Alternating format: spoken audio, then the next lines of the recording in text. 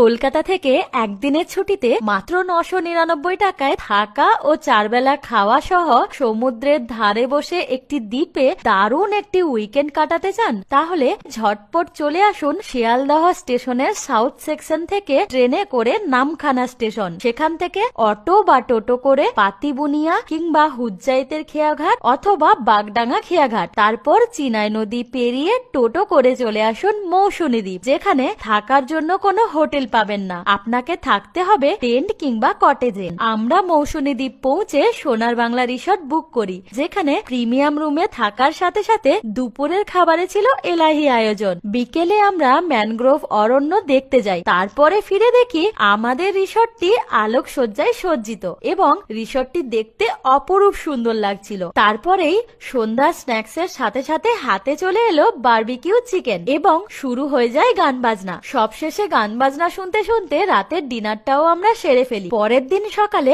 বোটে করে মৌসুমী দ্বীপে ম্যানগ্রোভ অরণ্য একদম কাছ থেকে দেখি। অবশেষে ব্রেকফাস্ট সেরে রওনা দিই বাড়ির পথে। অবশেষে আপনাদের জানাই, সোনার বাংলা রিসর্টে মৌসুমী দ্বীপে এই উইকেন্ডটা আমাদের তো দারুণ কাটলো। আপনারাও একদিনের ছুটিতে একটি নির্জন সমুদ্র সৈকতে ঘুরতে চাইলে অবশ্যই চলে আসতে পারেন মৌসুমী আইল্যান্ড।